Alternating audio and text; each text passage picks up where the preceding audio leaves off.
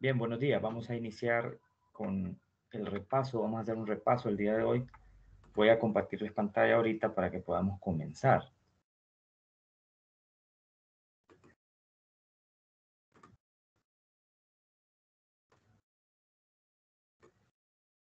Ok, vamos a comenzar. Vamos a hacer un repaso ahorita inicialmente sobre básicamente los temas de energía, metabolismo y respiración celular.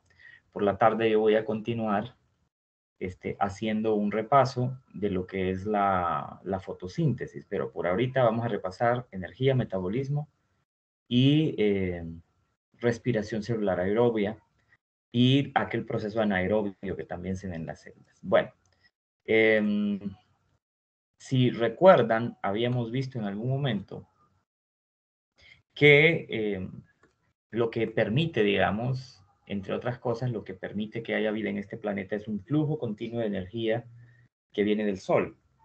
Sol siendo la principal fuente de energía para la Tierra, no solamente para los seres vivos, ¿verdad? Porque esto debe de quedar claro, la energía que fluye del Sol no solamente es utilizada por los seres vivos, sino es utilizada también por la misma Tierra como planeta, ¿verdad? Para, bueno, impulsar todos aquellos procesos, todos aquellos fenómenos naturales que tienen lugar en la Tierra y que requieren de un flujo permanente, continuo de energía. Me refiero a todos los ciclos, por ejemplo, de reciclaje de nutrientes en la tierra, en los ecosistemas, eh, el flujo del viento, las mareas, los movimientos de las placas tectónicas, los acontecimientos que ocurren o los fenómenos que ocurren en el interior de la Tierra y que en algunas ocasiones producen precisamente esos movimientos de las placas tectónicas o que producen la creación de volcanes y erupciones volcánicas, la regulación del clima, etcétera. Todos los procesos que ocurren en la Tierra también necesitan un flujo constante de energía. Ya habíamos mencionado también que esta energía llega a la Tierra de muchas formas, ¿verdad? Porque el Sol emite radiaciones en todos los tipos de energía conocida por el hombre, ¿verdad? Microondas, ondas de radio, eh,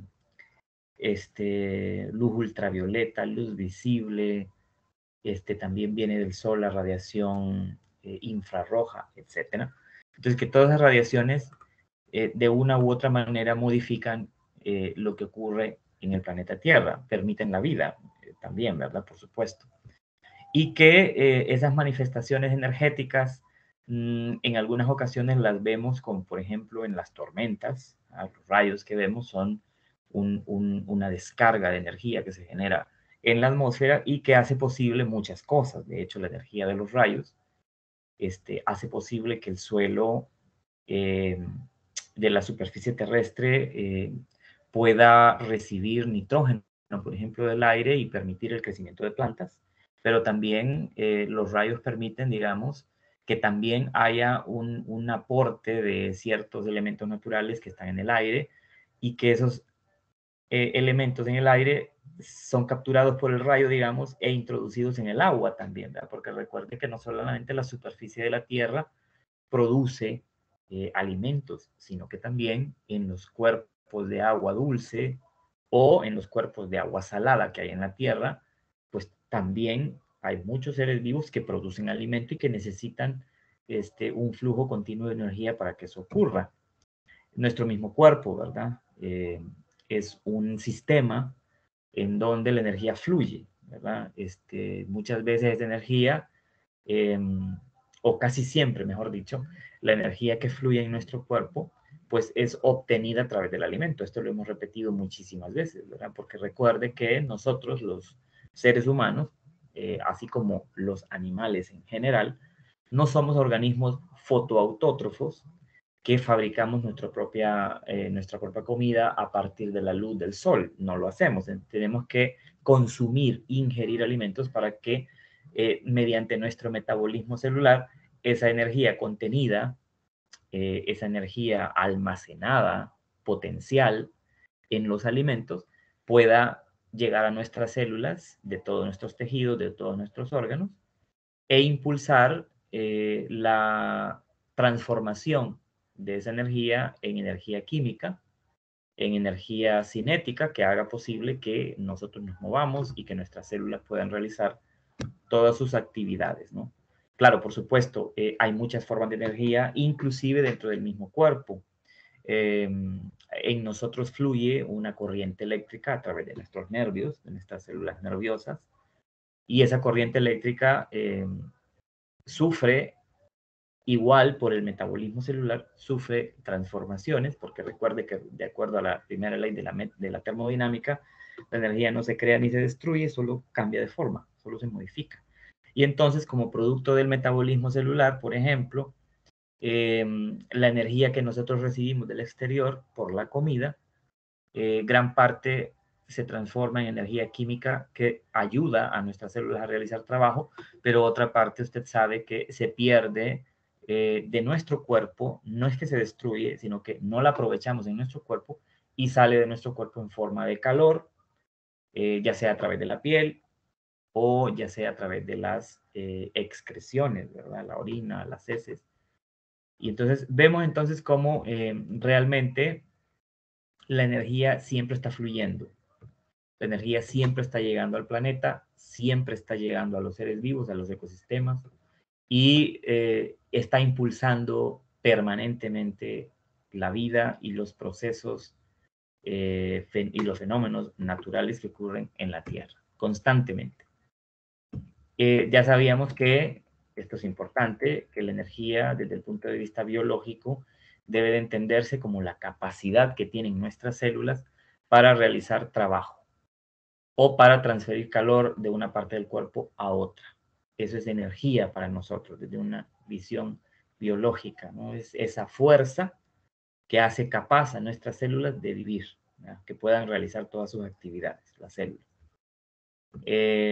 Y que ya mencionamos, la energía solo puede llegar a nosotros a través del alimento, a todos los organismos vivos de este planeta que no somos autótrofos o fotoautótrofos, sino que más bien somos organismos heterótrofos, o sea que no podemos fabricar nuestra comida, necesitamos entonces ingerir diariamente esas cantidades.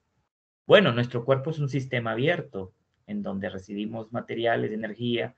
Esa energía es utilizada para impulsar procesos dentro de nuestro cuerpo, en nuestras células, y dentro de esos procesos están la fabricación de enzimas, la fabricación de proteínas que ocupamos en nuestro cuerpo en todas partes, la producción de hormonas, la reparación de los tejidos, el crecimiento de las células, etcétera. Y que, bueno, la energía también, como ya dijimos, sale de nuestro cuerpo porque no toda la energía que llega a nuestro sistema corporal es utilizada para realizar trabajo biológico, para vivir, sino que una gran parte se disipa, sale otra vez hacia el medio y es aprovechada por el medio, no por el cuerpo de los seres vivos, pero sí por el ecosistema. Eso es, así es como se entiende el hecho de que los seres vivos también, al igual que el planeta Tierra, seamos sistemas abiertos, ¿no? Recibimos energía y materiales, los procesamos y al final, pues parte de la energía o de los materiales sale otra vez del sistema. Esto básicamente lo que acabamos de decir en este momento, cómo los materiales y energía fluyen del ambiente hacia el cuerpo de los seres vivos y luego del cuerpo de los seres vivos hacia el ambiente otra vez.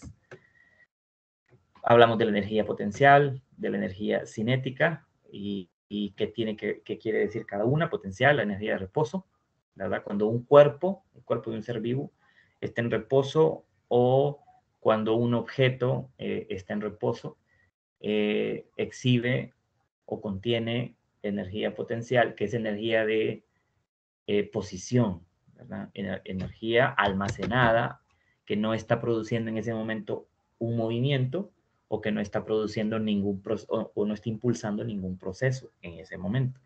Y que la cinética es más bien cuando la energía almacenada, la energía potencial almacenada, produce movimiento o produce o impulsa un proceso y se convierte en otra forma de energía, ¿no? Energía cinética, como cuando un niño se va a resbalar no recuerdo cómo le llaman a esto, y en un principio está pues en reposo porque está sentado esperando impulsarse para deslizarse, y en algún momento ya está en movimiento, y entonces ahí la energía contenida en ese cuerpo pues ha cambiado de forma. Es la misma cantidad, solo que ha cambiado de forma.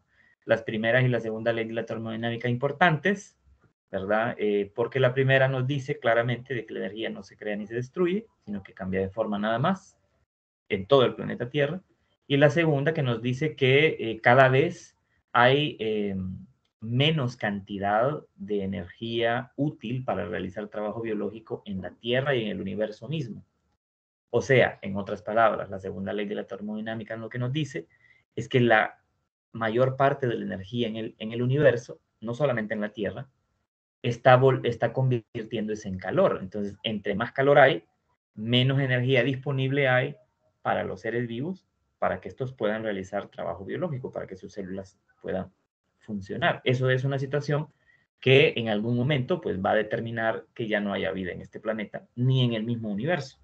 Porque si la mayor parte de la energía o toda la energía que existirá en algún momento solamente es calor, ya no será posible la vida a menos que los seres vivos eh, evolucionemos a poder utilizar el calor como una fuente de impulso de actividad celular. El flujo de la energía, como ya vimos en algún momento, esas flechas en amarillo nos dicen las cantidades que llegan hasta el ambiente o hasta los seres vivos, y cómo pasan de un ser vivo a otro, y cómo los seres vivos realmente somos organismos muy ineficientes en el manejo de la energía, porque en la comida que ingerimos, del 100% de la energía almacenada, potencial, en ese alimento, solo vamos a utilizar para realizar trabajo biológico aproximadamente un 10%. Y el restante 90% se disipa, sale de nuestro cuerpo, casi siempre en forma de calor, hacia el ambiente otra vez. Y eso pasa con todos los seres vivos, no importando si son organismos unicelulares o organismos multicelulares. Las diferentes formas que adopta la energía, energía mecánica, aquella energía que eh, mueve objetos como un automóvil, como las aspas de una planta eólica, o mecánica, la energía que igual mueve otras cosas, o incluso en algún momento se puede considerar energía mecánica la energía cinética que hace posible que nosotros podamos caminar, por ejemplo. La energía calorífica, el calor, la energía luminosa, lumínica, que es la que impulsa la fotosíntesis también, la energía química, la que está encerrada en las moléculas de los alimentos, por ejemplo, que ingerimos, pero también en cualquier otro compuesto químico que haya en la Tierra, la energía eléctrica que también fluye por nuestro cuerpo, la energía sonora, etcétera, ¿no? Hay muchas formas de energía. Y que desde el punto de vista biológico nos interesa la energía química porque pues es básicamente la forma como se mueve en nuestro cuerpo la energía, en forma de energía química. Energía capturada en enlaces químicos de moléculas como el adenina trifosfato o adenosin trifosfato, el ATP, que es esa molécula energética tan importante para los seres vivos, porque todos los seres vivos producimos moléculas de ATP para transferir un flujo continuo de energía a todos nuestros tejidos y poder entonces vivir. Eso es una situación sumamente importante que tenemos que tener en cuenta. Ahora, si hablamos del tema de fenómenos que ocurren dentro de nuestro cuerpo, como la respiración celular o la fotosíntesis que ocurre en las plantas o en organismos fotoautótrofos, tenemos que decir lo siguiente. Me gustaría hacer así, un poquito más grande este diagrama, esta figura, en donde ustedes pueden ver lo siguiente. Por un lado, ven aquí la imagen de un cloroplasto, un dibujo de un cloroplasto, que es ese órgano dentro de las células vegetales, que contiene esos pigmentos fotosensibles, esos pigmentos que capturan la energía de la luz del sol, de la energía lumínica, y a través de esa energía impulsan pues muchas reacciones químicas que tienen como producto final el azúcar, la producción de azúcar, ¿verdad? Esta molécula que aparece aquí como C6H12O6 es una molécula de glucosa. Por fotosíntesis, recuerde, las células vegetales producen moléculas de hexosas, ¿verdad? Es decir, azúcares de 6 carbonos, como la glucosa, que es la que más se produce, es el azúcar más abundante y más producido en la Tierra, pero también puede ser fructosa o puede ser galactosa. Eso va a depender de, pues, cómo estén programadas las células vegetales para producir esas hexosas, pero también que como un subproducto de la fotosíntesis, recuerde que se producen moléculas de oxígeno molecular, que son las que alimentan, digamos, el aire, ¿verdad? El aire que nosotros respiramos es en un 21% oxígeno molecular, O2, que viene precisamente y directamente del proceso de fotosíntesis en los organismos fotoautótrofos. Pero algo muy interesante aquí es que los productos de la fotosíntesis más importantes son el O2 y la glucosa, pero que una vez ya producido este alimento, que es un alimento para todos los seres vivos, no importando si son unicelulares o multicelulares, todos los seres vivos nos alimentamos de azúcar, vivimos y existimos en este planeta porque hay una producción permanente de azúcar por parte de los organismos productores, que son fotoautótrofos, y lo interesante es que nuestro cuerpo, cuando nosotros ingerimos esa glucosa, nuestro metabolismo celular, en primer lugar, a través de la glucólisis, va a empezar a extraer energía, va a empezar a oxidar a esa molécula de azúcar para poder extraerle energía que sea, que esté disponible para producir moléculas de ATP que distribuya esa energía que se le extrae a ese alimento y que esa energía sea útil para todas las células en el cuerpo. Pero también es interesante que no solamente necesitamos de la fotosíntesis el azúcar, que es la comida, necesitamos también el oxígeno molecular, porque recuerde que en nuestras células, en las células de los animales o incluso de otros organismos más pequeños, existe, incluso las mismas plantas, poseen órganos especiales como las mitocondrias, que son esos organelos en donde se llevan a cabo la mayoría de las reacciones químicas celulares, en donde se extrae la energía de la comida. Y a eso es lo que llamamos respiración celular, ¿verdad? Es aquel proceso, aquella serie de procesos químicos que ocurren en las células de los organismos vivos, heterótrofos y autótrofos también, porque resulta que las mismas plantas también tienen mitocondrias.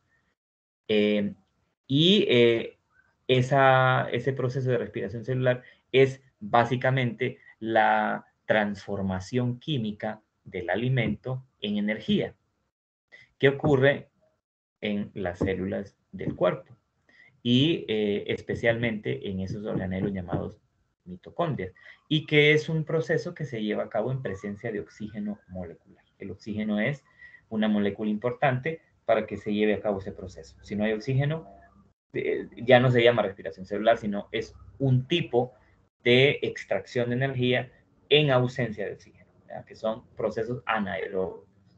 Todos los organismos que respiramos oxígeno tenemos que realizar en nuestras células respiración celular aerobia para poder extraer energía de lo que comemos. Si no, no podríamos extraer energía de lo que comemos y entonces no serviría de nada comer, porque si no hay una serie de reacciones químicas específicas para poder extraer esa energía química de la comida, del alimento y poder vivir, entonces realmente los seres vivos estaríamos muertos.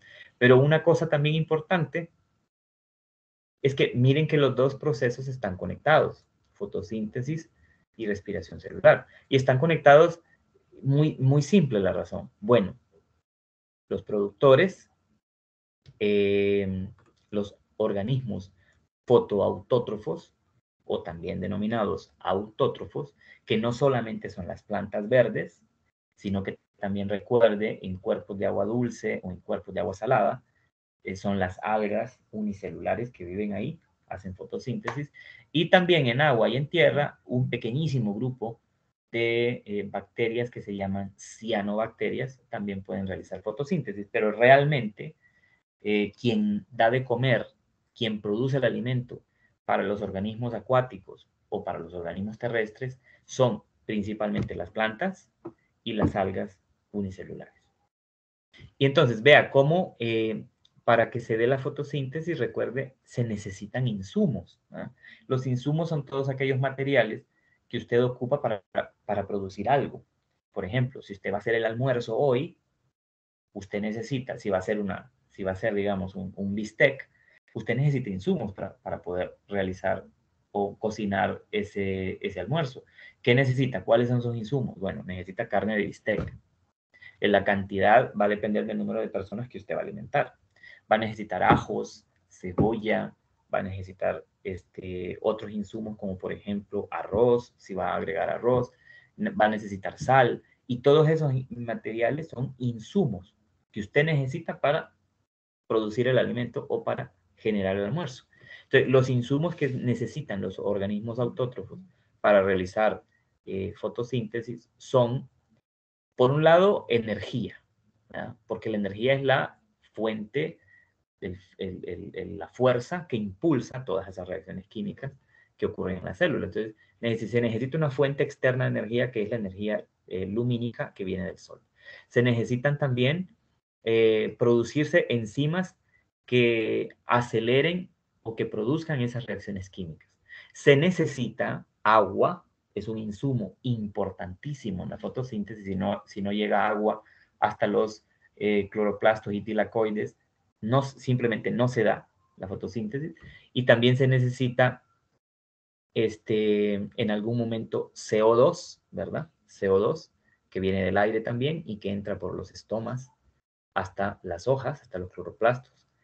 Entonces, esas reacciones químicas entonces van a producir como un subproducto O2 y van a producir como producto principal glucosa. Los organismos vivos heterótrofos nos alimentamos de esa glucosa, transformamos esa glucosa en energía a través de proceso de respiración celular aerobia, glucólisis, formación de acetil-CoA, ciclo de Krebs y cadena de transporte de electrones y quimiósmosis, obtenemos la energía necesaria y como subproductos de la respiración celular, digamos como desechos, si lo queremos ver así, desechos metabólicos, el cuerpo produce agua y produce o elimina CO2 del cuerpo. Entonces, mire qué interesante. Los desechos o los subproductos, no me gusta decir desechos, en realidad no son desechos, son subproductos del metabolismo. Los subproductos del metabolismo de la respiración celular son agua y CO2. Y precisamente esa agua y ese CO2 son insumos para la fotosíntesis. Y ahora vea, los productos o subproductos del metabolismo de la fotosíntesis son el azúcar y el oxígeno molecular, que al fin y al cabo son los insumos, SO2 y ese azúcar, son los insumos necesarios para la respiración celular. Entonces vea cómo estamos conectados. Por eso es que hay tanta preocupación en el mundo, la ciencia tiene tanta preocupación en el mundo de que se están acabando los bosques o de que se está contaminando demasiado los océanos. O sea, ¿cuál es una de las más grandes preocupaciones que la ciencia tiene en relación a esto? Bueno, si pensamos en los bosques son grandes extensiones de miles de hectáreas en diferentes continentes de plantas, de muchas especies de plantas, de árboles.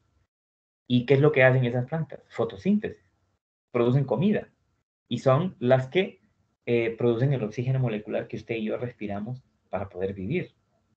¿Y los mares, teniendo en esa o los océanos y los lagos también, los ríos, etcétera, en donde hay organismos unicelulares como algas, por ejemplo, que también hacen fotosíntesis, si se contamina esas fuentes de agua o se destruyen esas fuentes de agua, están destruyendo también a esos organismos. ¿Y qué hacen esos organismos? Lo mismo, hacen fotosíntesis, producen alimento y liberan oxígeno al medio que los rodea. Entonces, si se destruyen los bosques y contaminamos y destruimos las fuentes de agua en el planeta, ¿qué estamos destruyendo? Estamos destruyendo la fuente de alimento para todos los seres vivos en el planeta y estamos destruyendo la fuente de oxígeno que respiramos. Eso quiere decir que nos estamos autodestruyendo. He ahí la importancia de estos fenómenos y cómo estos fenómenos están conectados y son de suma importancia para su vida diaria, para nuestra vida diaria, y por lo tanto tenemos que considerarlos de suma importancia porque lo son. Bien, entonces ahora hablando de la respiración celular, vimos que la respiración celular es un proceso que tiene lugar en todas las células de nuestro cuerpo. Vamos a movernos un poco aquí. Este es el 24, vamos a ver, no, 23. La respiración celular es un proceso en su mayor parte aerobio, es decir, se produce en presencia de oxígeno. Recuerde que la respiración celular es un proceso celular, por eso dice respiración celular. Es un proceso físico-químico que tiene lugar en las células. Si hablamos de los seres humanos, tiene lugar en las 75 trillones de células que tenemos en el cuerpo, en cada una. Ahora, hay que diferenciar respiración celular de respiración organísmica. La respiración organísmica es la que usted realiza cuando inhala aire a través de sus vías respiratorias. Cuando usted inspira y llena sus pulmones de aire, eso es respiración organísmica. Es el proceso a través del cual usted está llevando aire hasta sus pulmones. Una vez esos pulmones se han llenado de aire, entonces células especiales en esos tejidos pulmonares lo que hacen es que filtran el aire y eliminan lo que no se ocupa y envían a través del torrente sanguíneo de la sangre a todas las células, a todos los tejidos, oxígeno molecular y desechan el CO2. El CO2 cuando nosotros exhalamos, entonces liberamos ese CO2 nuevamente al aire. Entonces, todos los organismos que respiramos oxígeno, también aquellos organismos acuáticos que respiran oxígeno. Solamente que el oxígeno que respiran los organismos acuáticos no está disuelto en el aire. Cuando llega a su cuando entra a su cuerpo, primero ha estado disuelto en el agua, ¿verdad? Porque esos organismos viven en el agua. Pero todos los organismos que respiramos oxígeno, ya sea oxígeno atmosférico o ya sea oxígeno disuelto en el agua o mezclado con el agua, realizamos respiración celular. Hasta los organismos más pequeños, ¿verdad? Algunos organismos unicelulares igual lo hacen. ¿Verdad? Hacen respiración, todos los organismos unicelulares, mejor dicho, hacen también respiración celular. Solo que recuerde que en los organismos unicelulares solo se lleva a cabo la glucólisis. No se llevan a cabo todos estos otros cuatro etapas de la respiración celular. ¿Por qué? Bueno, en parte porque los organismos unicelulares son pequeños, son solamente una célula, no necesitan tanta energía para vivir. Y en segundo lugar, porque recuerde que en los organismos unicelulares no hay mitocondrias. No hay mitocondrias. Y estos procesos, formación de acetilcoenzima A, ciclo del ácido cítrico, transporte de electrones y quimiosmosis, son procesos que se llevan a cabo en ese organelo celular que se llama mitocondria, que solo los organismos eucariotas los tienen. Entonces, miren las 4 etapas que acabamos de mencionar. Esas etapas no son más que etapas de transformación de la comida en energía. ¿Con qué empezamos? Comúnmente con glucosa, porque es el alimento más abundante que los seres vivos tenemos a disposición, azúcar. Y empieza con este proceso llamado glucólisis. Vea que en la glucólisis se inicia con una molécula de glucosa, que obviamente obtenemos de la digestión de lo que nos comemos. Un pan, una fruta, o un almuerzo, una cena, todo lo que nosotros ingerimos y comemos que trae azúcar, entonces de ahí es donde se obtiene, de la digestión de ese alimento, se obtiene la glucosa. O se obtiene químicamente por la transformación de las grasas o de los lípidos en azúcar o de las proteínas en azúcar, que eso ya lo habíamos mencionado, pero ahorita vamos a hablar un poquito de eso. Entonces, la glucosa en la glucólisis, que es la primera etapa. Esta glucólisis, recuerde que es una etapa que se lleva a cabo en el citosol o en el citoplasma de las células. Y no es más que la ruptura, como dice el nombre, glucólisis, gluco, azúcar, lisis, destrucción o separación de la molécula. Una glucólisis es una ruptura de la molécula de glucosa, una oxidación de la molécula de glucosa que se va a transformar en otras moléculas y va a liberar energía. La glucosa se convierte en dos piruvatos, dos moléculas de piruvato, y estas dos moléculas de piruvato van a entrar en la mitocondria y van a seguir una serie de cambios químicos para transformarse en diferentes moléculas, que al final va a producir la extracción de energía que va a producir cantidades suficientes de energía para que una célula pueda vivir cada minuto, cada hora, cada día de nuestras vidas. Aquí hay un resumen, este es el libro de Solomon, hay un cuadro muy claro que usted puede repasar después, que es sobre cada una de las etapas de la respiración celular aerobia, qué es lo que ocurre en ellas, de forma resumida, y cuáles son los materiales y productos que se obtienen al final. Entonces, luego vimos que la glucólisis, que es la primera de las reacciones químicas que nosotros estudiamos cuando estudiamos la respiración celular, esa ruptura de la glucosa comienza con glucosa y luego, que esto es muy importante que lo sepa, la glucólisis, al igual que las demás etapas de la respiración celular, son no más que reacciones químicas.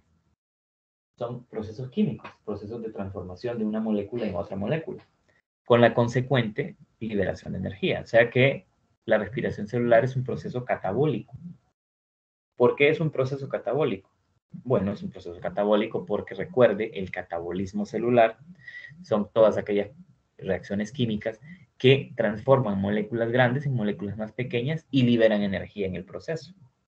Entonces estamos rompiendo la glucosa, estamos liberando energía y transformando esa glucosa en otros compuestos. Esto, por supuesto, se da en presencia de enzimas. ¿Verdad? Recuerde que las enzimas son esas proteínas especiales que facilitan que se den las reacciones químicas en las células. Si no hay enzimas específicas para cada reacción química, la reacción química no se da y por lo tanto el organismo deja de vivir. O sea, las enzimas cumplen un papel importantísimo en nuestra vida porque sin ellas no podríamos asimilar la comida, por ejemplo, ¿verdad? O sin ella no se podría dar cualquier reacción química en el cuerpo.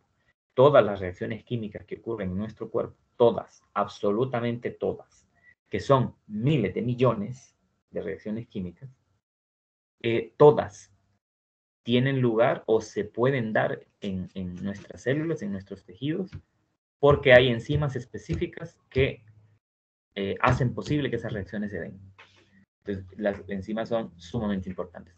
Y aquí se dan una serie de reacciones, reacciones de óxido de reducción, por supuesto, cuando un sustrato pierde electrones o pierde también átomos para ceder esos electrones a otra molécula, ahí se está oxidando y quien recibe, la molécula que recibe esos electrones o esos átomos que esa otra perdió, se está reduciendo. Entonces recuerden que en el metabolismo celular, las reacciones de óxido de reducción están siendo, se están dando constantemente, se están dando siempre. De hecho, el metabolismo celular nuestro, de los seres vivos, no es más que, entre otras cosas, una cadena interminable de reacciones de óxido de reducción. Y también otras reacciones químicas, porque usted recuerde que hablábamos de que en la glucólisis y en otras etapas de la respiración celular también encontrábamos reacciones de fosforilación, también encontrábamos reacciones de deshidrogenación o de descarboxilación, o reacciones de isomerización. Entonces, todas esas reacciones químicas suman todo lo que ocurre en el metabolismo de la glucosa y de otros procesos en el cuerpo. Entonces, vea cómo la glucosa al final, después de todos estos procesos, es convertida en piruvatos, cómo se producen moléculas de ATP en esa etapa. Luego, en la formación de acetil-CoA, no se produce ATP, pero sí se producen moléculas de NADH, que recuerde que también decíamos que es un transportador de energía importante también, que se va a utilizar más adelante en la última etapa de la respiración celular para producir más moléculas de ATP, porque realmente el ATP es la molécula de transporte de energía más importante en los seres vivos. Luego veíamos el ciclo del ácido cítrico, que también es una serie de transformaciones de óxido reducción, también es una serie de procesos de deshidrogenación, de descarboxilaciones, de isomerizaciones, de fosforilaciones, y cómo el oxaloacetato se convierte en ácido cítrico, cómo este después cambia a un isómero y cómo este isómero se transforma al final otra vez en oxaloacetato, produciendo también moléculas de NADH, liberando moléculas de CO2 al aire, produciendo moléculas de ATP y produciendo transportadores alternos, como también lo es el FADH2. Es interesante cómo el NADH y el FADH2 cumplen la misma función del ATP, pero en este caso solamente van a transportar energía, electrones e hidrógenos y átomos de hidrógeno, que después van a ser utilizados en la quimiósmosis, en el sistema de transporte de electrones, para poder producir más moléculas de ATP, ¿verdad?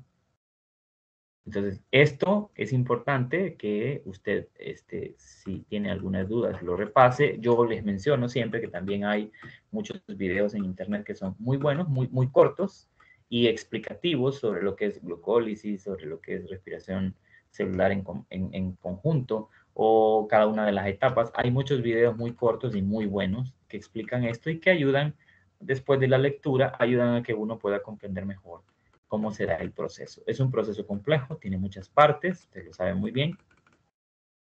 Y aquí cobran mucha importancia moléculas como la proteína llamada ATP sintasa, ¿verdad? En la última etapa de la respiración celular.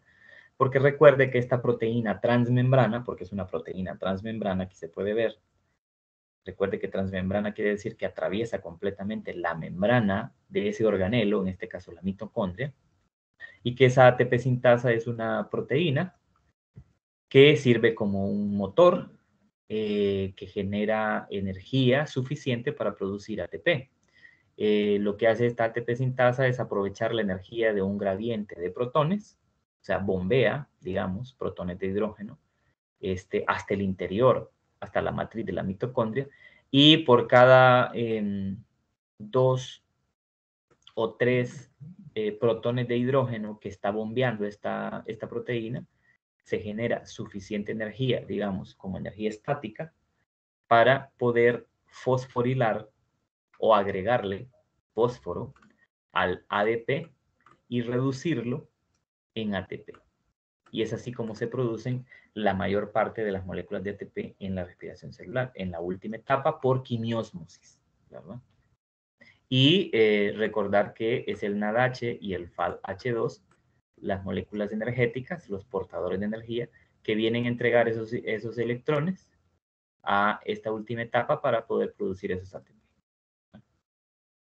Bueno, los conteos, igual ya habíamos mencionado esto de los conteos. Esta imagen es muy clara y nos habla de cada etapa y cómo se producen ATP, cómo se producen ATP en cada una de las etapas de la respiración celular, ya sea por fosforilación a nivel de sustrato o ya sea por fosforilación oxidativa. Fosforilación a nivel de sustrato es una fosforilación, el agregarle fósforo a la ADP para reducirlo en ATP, que tiene lugar en glucólisis, hay fosforilación a nivel de sustrato, y también en ciclo del ácido cítrico. Y ya vimos que en glucólisis se producían 2 ATP por fosforilación a nivel de sustrato, y que en ciclo del ácido cítrico también se producían 2 moléculas de ATP por fosforilación a nivel de sustrato, y que eso al final nos daba 4 moléculas de ATP al final del proceso por una glucosa que entró a la célula, 4 moléculas de ATP producidas por fosforilación a nivel de sustrato, pero que la mayor parte de los ATP son producidos no por fosforilación a nivel de sustrato, sino por fosforilación oxidativa en la última etapa de la respiración celular aerobia, conocida también como sistema de transporte de electrones y quimiósmosis. La produce de 32 a 34. Y que algo también importante es que por cada una de las moléculas de glucosa que llegan a nuestras células, se van a producir entre 36 y 38 moléculas de ATP por cada glucosa. Quiere decir que si en algún momento dado, digamos después del desayuno, si hipotéticamente, después de que usted comió ese desayuno y digirió ese desayuno, están llegando a sus células, digamos, 10 millones de moléculas de glucosa, para saber cuántos ATP se producen en total por esos 10 millones de glucosas, usted tendría que multiplicar 10 millones por primero 36 y le va a dar un número, y luego 10 millones por 38 y le va a dar otro número. Entonces, eso le va a dar el rango de ATP aproximados que se producen por esas glucosas que usted ingirió en su desayuno. Y eso le da una idea a usted de la cantidad de azúcar y la cantidad de energía que nuestro cuerpo necesita día a día para poder vivir. O sea, es bastante. Claro, esto también es importante, y es que usted no debe de tener una dieta únicamente de azúcar. Por supuesto que no. Nadie tiene una dieta únicamente de azúcar. Y nuestro cuerpo también está diseñado para aprovechar otras moléculas orgánicas, como las grasas y las proteínas, y utilizarlas también como una fuente de energía celular. Entonces, recuerde que para que las grasas sean utilizadas como fuente de energía celular, tienen primero que pasar por una reacción química que se llama beta-oxidación, y que la beta-oxidación es el catabolismo de una grasa en sus componentes, glicerol y ácidos grasos, y que luego ese glicerol por separado va a entrar en algún proceso de la respiración celular aerobia para aprovecharse como fuente de energía, y que también el ácido graso por separado va a integrarse a otra etapa de la respiración celular para poder ser utilizada como energía. Lo mismo las proteínas pueden ser fuente de energía, pero primero el cuerpo tiene que también transformar la proteína o eliminar de la proteína el grupo amino, el grupo NH3, y ese proceso químico se llama desaminación. Entonces, antes de que las proteínas puedan ser utilizadas como fuente de energía, se tienen que desaminar. Eso lo hace el cuerpo, las células. Desaminan o eliminan de la proteína, de los aminoácidos de la proteína, el grupo amino, que es el NH3, que es tóxico y que no sirve como una molécula para generar energía. Entonces, tiene que ser eliminada. Entonces, vea que por beta-oxidación pueden utilizarse las grasas como fuente de energía también, aparte de la glucosa, y por desaminación las proteínas. Pero que el cuerpo siempre va a poner en primer lugar la oxidación de azúcar, de glucosa, ¿verdad? De los carbohidratos, siempre. ¿Por qué? Porque es la fuente más abundante. O sea, son las moléculas más abundantes, lo que más usted consume como alimento. Bien, también en este capítulo usted veía la fermentación, que es un proceso anaerobio. La fermentación es un proceso anaerobio, se da en ausencia de oxígeno. Y comúnmente los organismos unicelulares realizan fermentación de lo que comen para poder obtener energía suficiente para vivir. Estamos hablando de organismos unicelulares como las bacterias, las arqueas o los hongos unicelulares, entre otros, ¿no? Y habíamos mencionado que hay dos tipos de fermentación. Repito, la fermentación es un proceso anaerobio. Se da en ausencia de oxígeno. Hay dos tipos de fermentación. Está la fermentación alcohólica, porque el producto final es alcohol etílico y como subproducto el CO2. Y está la fermentación láctica, porque el producto de esa fermentación es un compuesto orgánico, un ácido orgánico llamado lactato, que también se denomina ácido láctico. Entonces, habíamos mencionado que por fermentación, tanto alcohólica como láctica, los organismos unicelulares o las células obtienen nada más una pequeña cantidad de energía, como estos 2 ATP, y que se producen otros productos, que en el alcohólica es el alcohol etílico, que los seres humanos utilizamos para producir las bebidas alcohólicas, todas las bebidas alcohólicas, y que también un subproducto de esa fermentación alcohólica es el CO2. Y que también la fermentación alcohólica se utiliza en procesos no solamente de producción de bebidas alcohólicas, sino también en la producción de pan, en la repostería, en la panadería. ¿Por qué? Porque los panaderos agregan levadura, que es un hongo unicelular, agregan levadura a una masa que no es más que azúcar, esa grasa es azúcar, y al agregarle levadura, le están agregando un organismo vivo que se va a alimentar de ese azúcar de la masa y que al fermentar esa masa, lo que va a liberar es alcohol en la masa y dióxido de carbono también en la masa. Por eso la masa se llena de aire, se llena de dióxido de carbono y por eso crece la masa. Y al meterla al horno, pues, como las leyes en la química son universales, cuando usted expone a una alta temperatura un gas, el gas se expande o se pierde de la masa y por eso usted cuando ingiere el pan no está comiendo, no está ingiriendo ese gas, porque ya se perdió por las altas temperaturas en el horno. Tampoco está ingiriendo alcohol, porque el alcohol se evapora cuando usted lo pone a altas temperaturas. Lo único que está comiendo es la masa fermentada.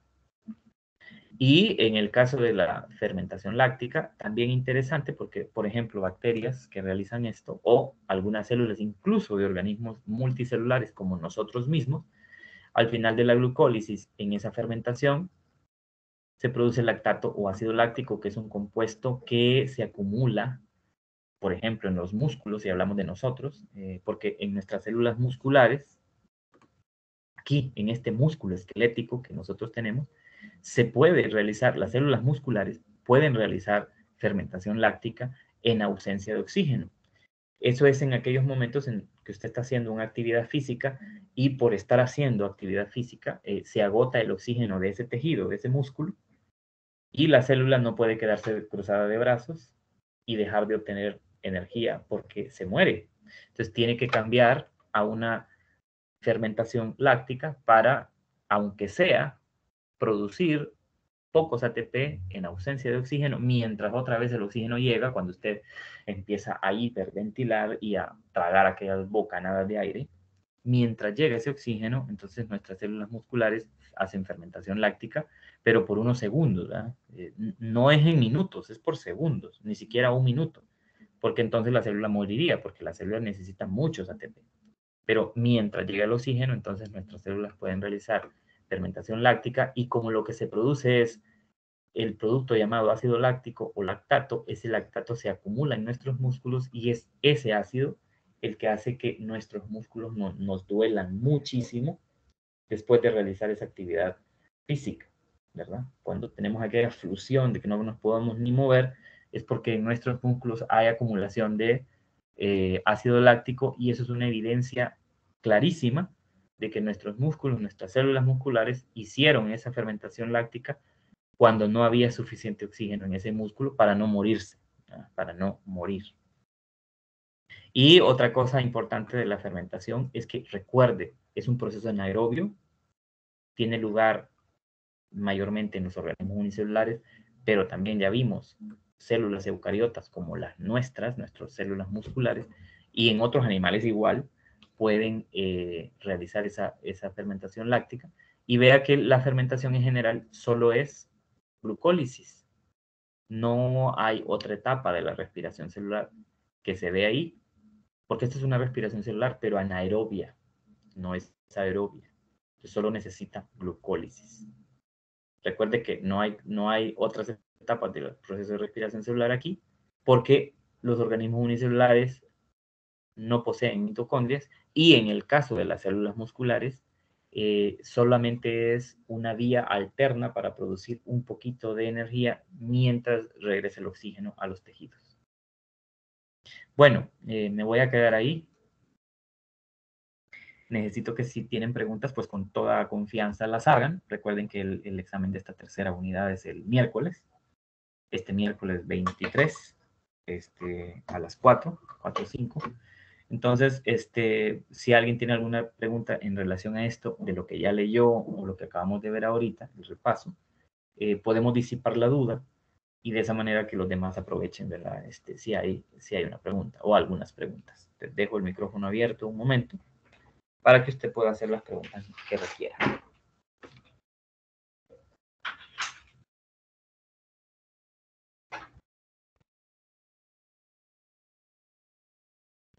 Un dato interesante que quiero repetir, porque quizás se pueda pensar que no es así, es que las mismas plantas, que son las que producen el azúcar, las mismas plantas hacen respiración celular. Y hacen respiración celular aerobia, ¿verdad? ¿Por qué? Bueno, recuerde que la respiración celular es un proceso en el que se obtiene energía de lo que come. Las plantas, igual que nosotros, necesitan energía de lo que producen, del alimento que producen. Entonces, la forma de obtener esa energía es realizando respiración celular para poder extraer energía de esas moléculas de azúcar.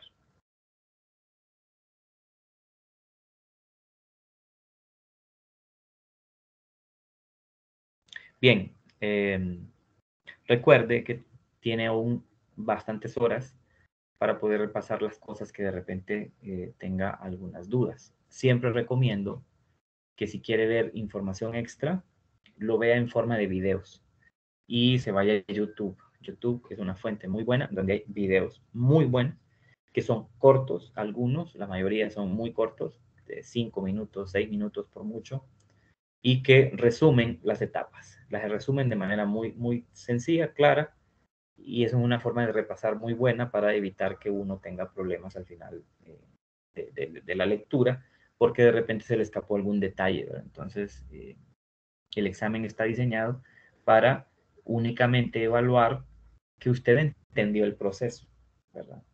No está elaborado de tal manera de poner preguntas rebuscadas, sino más bien saber si usted comprendió, cuáles son los insumos necesarios en cada etapa del proceso, cuáles son los productos, la importancia de esas moléculas, etc. O sea, los exámenes están diseñados para saber si usted comprendió en general el proceso, y la única manera de comprenderlo es sentarse, estudiarlo, leerlo, repasarlo y analizarlo.